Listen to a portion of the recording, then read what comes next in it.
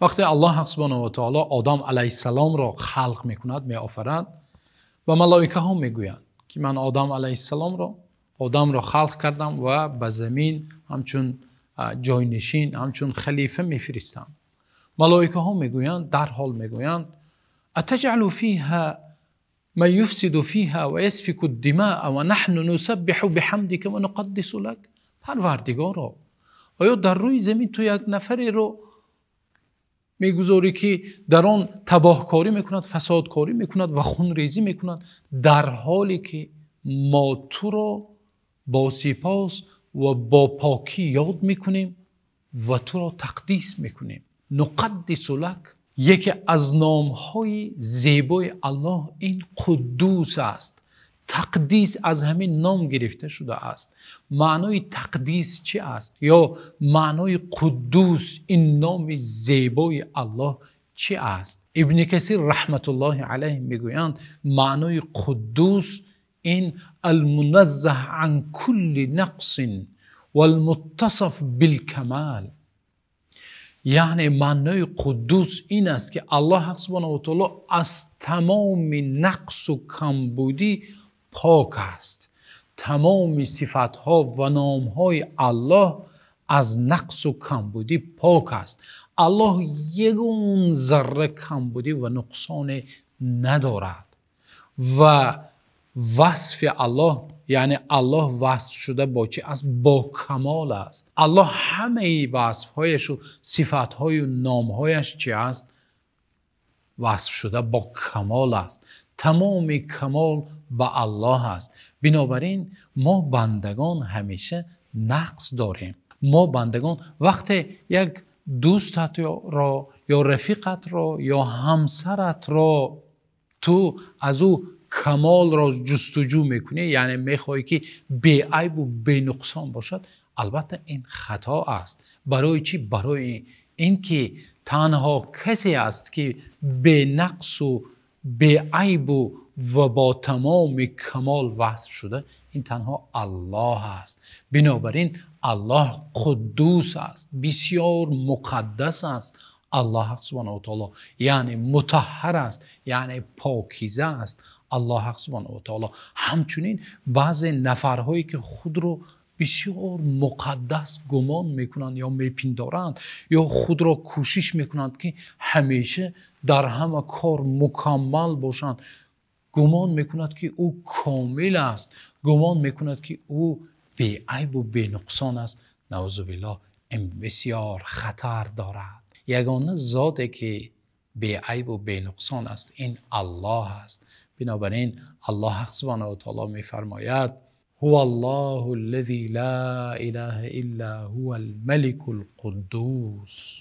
الله آن شاهی که، آن ملکی که، آن پادشاهی که مقدس است، بسیار قدوس است، بی عیب و بی نقصان است الله سبحانه و تعالی. بنابراین پیامبر صلی الله علیه و سلم در رکوع و سجده هایشان میگفتند سبوح قدوس رب الملائکه و الروح. سبوح قدوس رب الملائکه و الروح. با نیکی یاد میکنم الله پاک را، آن ذاتی که بسیار قدوس است، ذاتی که از همه نقص و عیب و کمبودی پاک است، با تمام کمالات موصوف است. الله سبحانه و تعالی او را بسیار با همین نامش یاد میکردند. در رکوع و در سجده ها در حالت خاری و زاری بگوییم که سبوح قدوس، تو قدوس هستی یا الله و من بنده پر نقص و پر کمبودی هستم، پر عیب هستم، من بنده خطاکار هستم. الله یگانه ذاتی که بدون خطا است این تو هستی. و بعد از خواندن نماز وتر پیامبر صلی الله علیه و سلم میگفتند سبحان الملک القدوس، سبحان الملک القدوس. امروزها ببینید در تراویح، در تسبیحات ما بسیار میگوییم سبحان الملک القدوس. بسیار پاکیزه است، ذات بزرگ است الله، اللهی که از همه عیب و نقصان و کمبودی پاکیزه است و منزه است. بسیار با این نامش الله را یاد کنیم. الله قدوس است و در قرآن کریم این نام زیبا و این صفت زیبای الله سبحانه و تعالی در قرآن کریم 2 مراتب ذکر شده است و در هر دو جای الله سبحانه و تعالی اول نام مبارک ملک را ذکر کرده است، الملک القدوس، سپس قدوس را ذکر کرده است. میدونید برای چی الله الملک القدوس در هر دو جای هم الملک القدوس گفت؟ زیرا اینکه ملک یعنی شاه، این شاهان دنیا گرچنده که چقدر ملک آنها وسیع گردد هم آنها چه هستند؟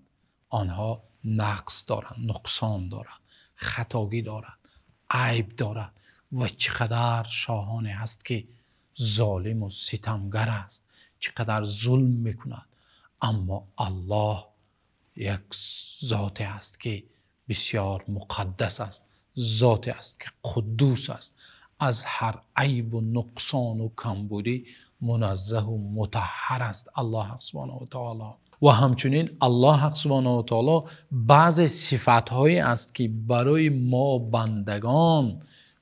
بندگان کمال است، اما برای الله سبحانه و تعالی نقص نقصان حساب می شود و الله سبحانه و تعالی از او پاک است.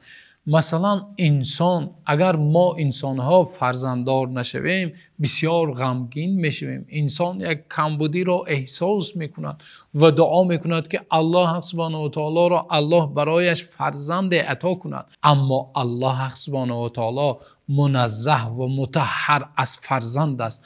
الله زیرا اینکه او قدوس است، بنابراین الله میگوید لم یلد ولم یولد ولم یکن له کفوا احد. الله تولد نشده است و تولد نکرده است، یعنی فرزند ندارد. بنابراین بسیار بد است آن نفرانی که به الله فرزند را نسبت میدهند. نصرانی هایی که به الله فرزند نسبت دادند و گفتند عیسی پسر الله است، گفتند الله حق سبحانه و تعالی پاک است از فرزنددار شدن و الله حق سبحانه و تعالی انسانی که الله را، بنده‌ای که الله را به صفتهای نقص وصف میکند، آنها به لعنت گرفتار شده‌اند.